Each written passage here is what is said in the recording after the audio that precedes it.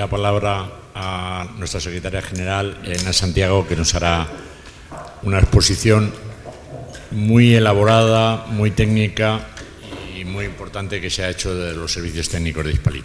Bueno, por nuestra parte estamos encantados de organizar esta mesa redonda, pero queríamos también aportar nuestro granito de arena, ¿no? Y desde la asociación, cuando sucedió este incendio que nos ha comentado Antonio, pues nos pusimos a trabajar y este es un poco el resultado de aquello, ¿no? Claro, todos nos quedamos impresionados al ver cómo había quedado la fachada. Es que tremendo, o sea, además con las imágenes que ha mostrado Antonio, toda esa velocidad fue increíble. Pero casi lo que más nos llamó la atención fue lo que pasó en el interior, que eso quizá, de cara a la sociedad, tuvo menos repercusión, porque lo que vemos, desde luego, es la fachada ardiendo como una antorcha, ¿no? Pero es que no lo voy a reproducir, pero tenemos un vídeo igualmente que Antonio de TikTok, donde se ve todo el interior de estas viviendas totalmente diáfano. O sea, las separaciones entre viviendas, los tabiques, no ha quedado nada absolutamente. Se trata de tabiquerías, lógicamente, de cartón yeso, que el yeso es un material que tiene una reacción a fuego buena, o sea, es incombustible. ¿Cómo es posible que haya pasado esto? Pues claro, es que el cartón yeso, como dice su palabra, es una parte de yeso que es incombustible, pero tiene una parte de cartón. Y entonces esto, con las altas temperaturas, se deshidrata, se cuartea y se queda totalmente hecho escombros. Entonces, claro, nos quedamos, pues eso, muy impactados, porque afortunadamente nosotros tenemos unos materiales con los cuales estas situaciones pues no se dan, ¿no? Y bueno, pues hicimos reflexiones, ¿no?, sobre este tema. Una de ellas yo creo que es muy interesante, decir, oye, esta fachada tal y como ha ardido, se diseñó en un determinado momento con una determinada normativa, ¿cumplía esa normativa? ¿Cumpliría esa fachada la normativa a día de hoy, no? Y entonces lo que tenéis en pantalla es una evolución, pues, de cómo ha ido la normativa de protección frente a incendios de nuestro país en los últimos años, ¿no? Cuando se diseñó el edificio de Campanar, la normativa que estaba en vigor era la NBE del año 96.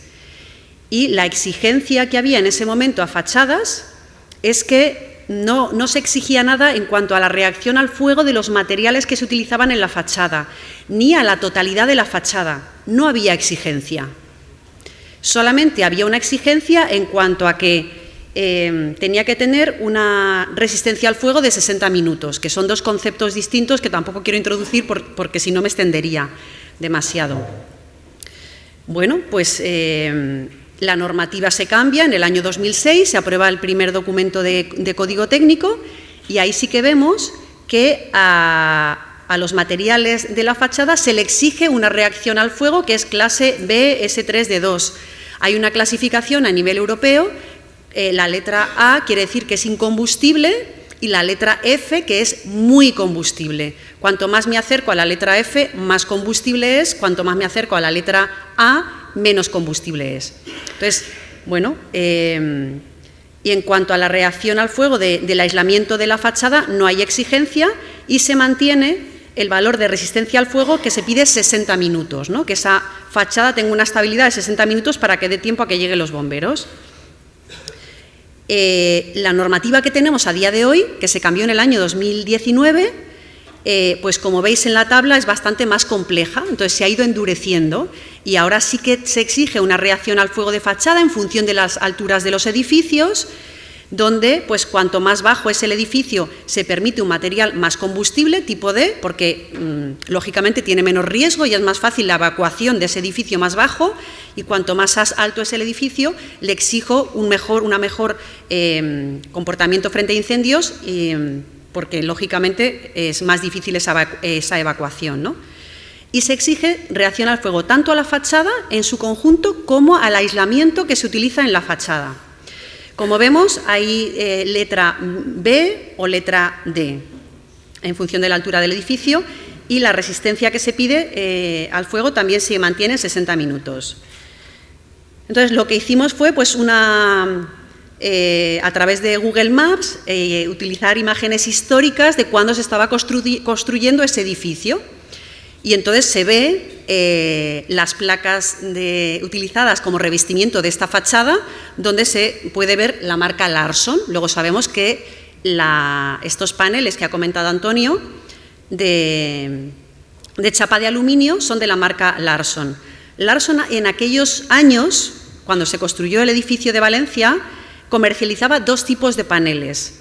El Larson PE, que tiene clasificación de reacción al fuego F, que no sé si recordáis, que os he dicho que es la más combustible que hay. Este panel, Larson PE, está compuesto por dos chapas de aluminio y núcleo de polietileno. Y en ese momento también comercializaba la Larson FR, que tiene clase BS1D0. Y en este caso tiene núcleo de polietileno y compuestos minerales. Tenemos que hacer una hipótesis porque todo el tema, sabéis que está en procedimiento de análisis, pero la clase D0, la del panel Larson FR, D0 quiere decir que no hay gotas, que ese material no produce gotas inflamadas, ¿no? No hay caída de gotas. Entonces, como hemos visto con las imágenes que nos ha mostrado Antonio, había una caída de gotas impresionante en esa fachada, por lo tanto, no podía haber sido el panel Larson FR el que se utilizó, sino que la hipótesis es que se utilizó el Larson PE, que tenía la reacción a fuego F, que es la más combustible que hay. Entonces, parece bastante lógico que este haya sido el panel que se utilizó. Como hemos visto, la clase F a día de hoy no estaría permitida. Entonces, sí que es cierto que este panel, cuando se construyó el edificio según esa normativa, sí era válido, sí cumplía esa normativa, pero a día de hoy no estaría permitido. Bueno, pues ha habido edificios que se han construido durante estos años, como decía Antonio, habrá que localizarlos y verlos, pero por lo menos nos quedamos tranquilos en el sentido de que sabemos que este tipo de material no estaría permitido a día de hoy. Hacemos lo mismo con los interiores, ¿no? Hemos visto la fachada, ¿qué pasa con los interiores? Pues lo mismo, hemos hecho un análisis de la normativa del año 96, del 2006 y del 2019. La exigencia en cuanto a paredes que separan una vivienda de otra o que me separa una vivienda de una zona común, que me va a llevar a un descansillo por el cual yo voy a poder salir por la escalera, o la medianera, que es la pared que me separa de un edificio de otro. Y si se ve en la pantalla, podemos apreciar que es que en todos estos años no ha habido ningún cambio. Igual que en las fachadas sí que ha habido un endurecimiento de la normativa, en paredes interiores no ha cambiado nada. Incluso en el año 2019 vemos que se ha quitado la exigencia de la pared que separa la vivienda de la zona común a través de la cual tú tienes que escapar si hay un incendio, ¿no? Y en el caso de tabiques ni había exigencia en el año 96 ni hay exigencia a día de hoy. Hacemos también otra hipótesis, pero claro, a la vista de las imágenes es que está claro que no había en el interior ladrillo. El único ladrillo que se ve en la imagen es la hoja que había de la fachada. La fachada estaba compuesto por el revestimiento que hemos visto de aluminio con polietileno, una lana mineral que queda en pie y la pared trasera de ladrillo que está perfecta. Sin embargo, todo lo que hay en el interior está hecho escombros. La hipótesis es que esta pared separadora pues tenía que ser completamente de pladur, que da un EI 60 minutos, y esto cumple la normativa para separación entre una vivienda y otra, cumplía la normativa del 96 y sigue cumpliendo la normativa a día de hoy. Y en los tabiques pues hemos hecho esta suposición de que es un tabique sencillo. Entonces, el problema es que las paredes separadoras y los tabiques del edificio de Valencia cumplían la normativa de ese momento, pero es que seguirían cumpliendo la normativa a día de hoy. ¿Eso nos deja tranquilos? Pues la verdad es que no. Según datos de Fundación Mafre y de la Asociación Profesional de Técnicos y de Bomberos, que es la APTB, la mayor parte de los incendios se producen en el interior de las viviendas, sobre todo en la cocina, porque es donde tenemos combustibles y mayor concentración de equipos eléctricos y electrodomésticos. Entonces, ¿es lógico que no tengamos en el interior una normativa que nos proteja? Según el protocolo de bomberos, las personas que no puedan ser evacuadas por las escaleras porque tengan humo, Deben permanecer confinadas en el interior, cerrando todas las puertas posibles y colocando trapos mojados debajo de la puerta y haciéndose ver por la ventana. En el caso de Valencia no podían asomarse a la ventana porque ya visteis cómo estaba la fachada. Entonces, las paredes interiores no aguantaron, con lo cual las personas que tuvieron que quedarse confinadas, pues imaginaros cuál fue su final, lógicamente. Tenemos una normativa española que es muy exigente para mejorar la eficiencia energética de los edificios y tiene toda la lógica del mundo. Tenemos que mejorar eso, bajar el consumo energético. Tenemos también una normativa que en cuanto a aislamiento acústico es muy exigente. También es verdad que es muy positivo. Yo no quiero escuchar a mi vecino de al lado porque es muy molesto. Pero yo, si se provoca un incendio en la vivienda de al lado, quiero estar segura. ¿La normativa a día de hoy me da esa seguridad? Entonces, bueno, vamos a ver todas estas reflexiones, cuándo se ha cambiado la normativa en España, cuándo se ha cambiado en otros países. ¿Es el momento de revisar la normativa? ¿Es frecuente este tipo de incendios? ¿Qué habría pasado si el edificio hubiera estado construido con fachadas y paredes interiores de ladrillo? Pues empezamos por esta última reflexión. Es que 10 días después del incendio de Campanar, en la misma comunidad autónoma hubo un incendio en Alicante, en Villajoyosa, un edificio altísimo, también de difícil evacuación, también en una planta elevada. Como tenía fachada y tabiquería interior de albañilería, se quedó totalmente confinado el fuego en esa vivienda, ¿no? Tenemos muchos más ejemplos. Y, sin embargo, al lado derecho tenemos el incendio de Valencia o el de la Torre de Londres, ¿no? De la Torre de Grenfell. Entonces, los edificios con fachada y paredes de albañilería son muy seguros porque evitan la propagación del incendio. ¿Esto ocurre con otros materiales? ¿Son otros materiales igual de seguros? Otra pregunta que nos hacíamos, ¿es frecuente este tipo de incendios? Pues la verdad que siempre ha habido incendios y siempre los habrá y son cosas excepcionales. ¿Qué ocurre? Pues que hasta ahora la mayor parte de los edificios han estado construidos con fachada y tabiquería de albañilería. Entonces, no hemos visto situaciones como las que estamos comentando a día de hoy, porque, como hemos explicado, nuestros materiales tienen la máxima protección frente a incendios.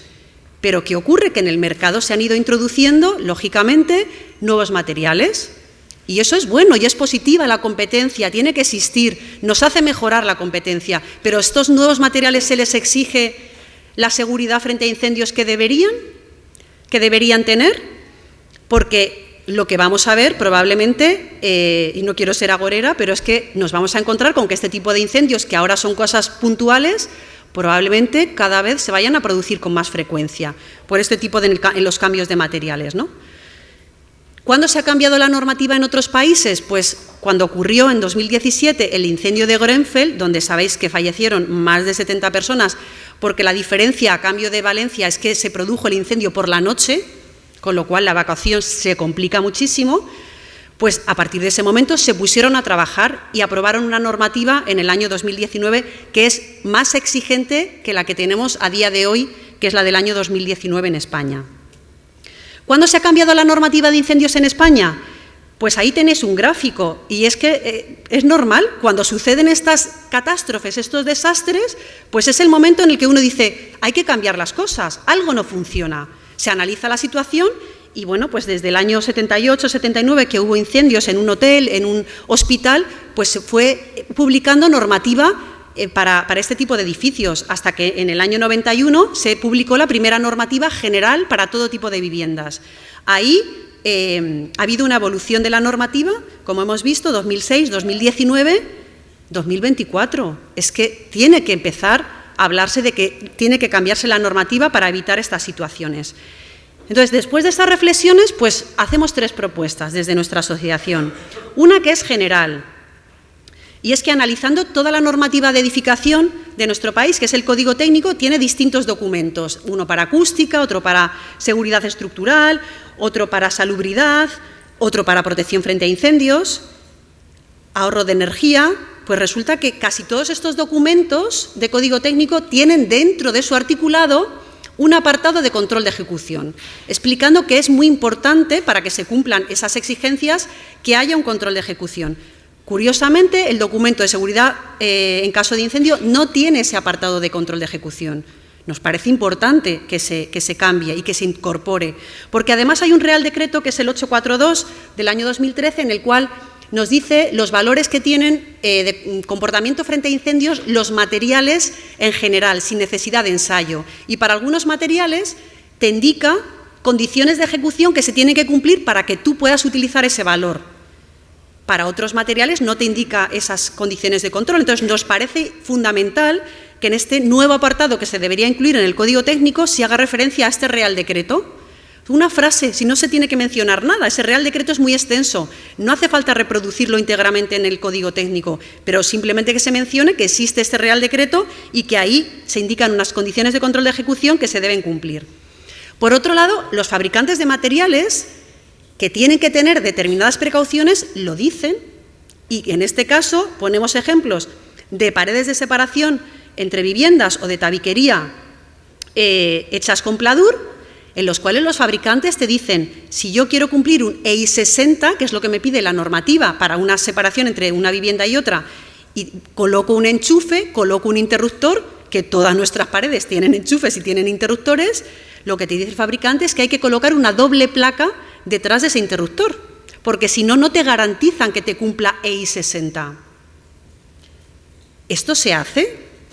No se hace, ni se controla. Si se pusiera en este nuevo apartado que planteamos de control de ejecución, lógicamente tendría más visibilidad y todos los arquitectos, diseñadores de dirección de obra serían conscientes y probablemente lo exigirían, ¿no? Entonces, nos parece como una propuesta general el que se deba recoger el tema de control de ejecución. La segunda propuesta que hacemos es a nivel de fachadas. Es cierto que hemos visto que ha habido una evolución positiva en nuestra normativa con el paso de los años y que se ha ido endureciendo, pero comparada con la normativa inglesa del año 2019 es mucho peor. Permite materiales más combustibles que permite la norma inglesa. Pues vamos a tomar los valores de la norma inglesa y así nos aseguramos y tenemos más seguridad para nuestros ciudadanos. En cuanto a las paredes interiores, hemos visto, o sea, es un despropósito que en la normativa no se haya endurecido en todos estos años, cuando sabemos que la mayoría de los incendios se provocan en el interior. Entonces, nosotros nos lanzamos un poco a la piscina y hemos propuesto determinados valores, ¿no? Hemos visto que ahora mismo la normativa exige para una separación entre una vivienda y otra un EI 60 minutos, nosotros hemos dicho que se exija un EI 120. ¿Esto es mucho? ¿Esto es poco? Pues ahora lo vamos a detallar, ¿no? Y en tabiques, donde no hay exigencia, pedimos un EI 90 minutos. ¿Es difícil cumplir estas propuestas que estamos haciendo? Pues vamos a comprobarlo. ¿Y cómo lo comprobamos? Como os decía, tenemos una normativa de aislamiento acústico que es muy exigente, porque yo no quiero ir al vecino de al lado, incluso dentro de la propia interior de la vivienda, donde tenemos el tabique que me separa la cocina del salón de mi dormitorio, tengo exigencias de aislamiento acústico, cosa que en incendios no tengo. Entonces, lo que hemos hecho ha sido analizar cuáles son las soluciones de paredes separadoras y de tabiquería que cumplen la normativa de acústica, porque cuando un arquitecto tiene que diseñar un edificio, tiene que cumplir todos los documentos básicos de código técnico. Uno de ellos es acústica. Entonces, aunque las exigencias de fuego sean más bajas, si por acústica tengo que cumplirlas, pues esto es lo que me va a limitar a día de hoy el tipo de pared que yo puedo utilizar. Entonces, en paredes separadoras entre viviendas, el DBHR, que es el documento de acústica, clasifica las paredes en 3 tipos. Tipo 1, que serían mixtas. Es la pared que me separa de mi vecino, que tiene una hoja interior de ladrillo y 2 trasdosados a cada lado de cartón yeso.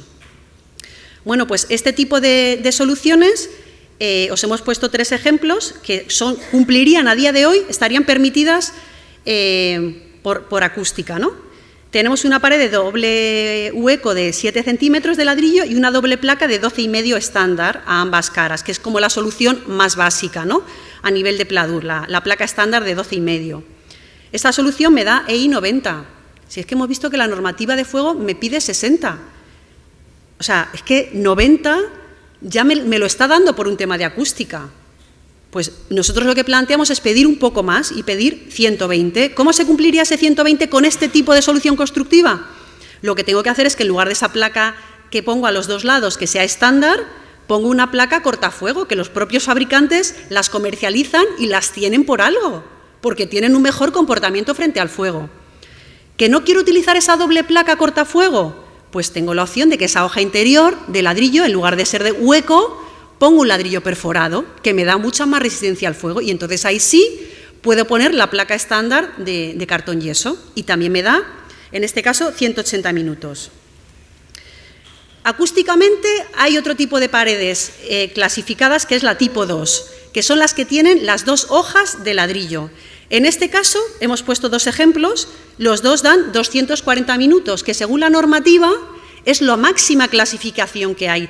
No es que den 240 minutos, es que podrían durar más tiempo estable esa pared manteniendo su estabilidad, pero no hay una mayor clasificación. O sea, tienen la máxima, el máximo comportamiento, mejor comportamiento frente a incendios. Y luego, acústicamente, están las soluciones tipo 3. En este caso, ahora ya es todo cartón yeso, que estas son las soluciones que se utilizaron en el edificio de Campanar, ¿no? Y tenemos la solución a la izquierda, que se utilizó previsiblemente en Campanar, que es doble placa de 12,5 estándar, y que esto me da un EI 60. Esto cumple la normativa a día de hoy. Nosotros lo que planteamos es que esa doble placa estándar se sustituya por una cortafuego, que en ese caso ya me da los 120 minutos, que es lo que estamos planteando nosotros. Luego, no dejamos fuera del mercado a ninguna solución. Y en cuanto a tabiquería, la solución que se utilizó, o un ejemplo diferente, porque la que hemos puesto para Campanar era con placa de 12,5, que da EI 30, hemos puesto en este ejemplo una placa de 15 en lugar de 12,5 estándar, y ya te da un EI 45. Si esa tabiquería de cartón yeso le pones una doble placa de 15 estándar, que es una solución que se está utilizando en muchas obras a día de hoy, ya te da un EI 90. Y lo mismo te estaría dando el tabique del 7. Por lo tanto, insisto, no estamos dejando fuera del mercado ninguna solución. Nuestra reflexión final ¿es menos importante la seguridad de los ciudadanos que su confort acústico? Claramente no. ¿Van a ser más frecuentes estas catástrofes como la de Valencia por el uso reciente de nuevos materiales con peor comportamiento al fuego que las paredes de albañilería? Sí. Los debates sobre la necesidad de cambiar el DBSI, hasta ahora, a día de hoy, cuando se ha planteado que hay que cambiar el DBSI, lo que se pide es que se mejore la protección activa, la extinción de los incendios, los detectores domésticos de incendios, los rociadores, que es muy bueno, pero es que es mejor prevenir que curar. Vamos a hacer una compartimentación en el interior de las viviendas que protejan de un posible incendio. En el caso de que un vecino lo tenga, pues que no me propague en el mío, que si me tengo que quedar confinado en el interior de mi vivienda, pues que tenga la garantía de que esas paredes van a aguantar hasta que puedan acudir los bomberos, ¿no? Con las propuestas anteriores, y ya lo he dicho antes, ¿buscamos dejar fuera del mercado algún material? Pues no. ¿Con las propuestas anteriores se busca mejorar la seguridad de los ciudadanos? Sí.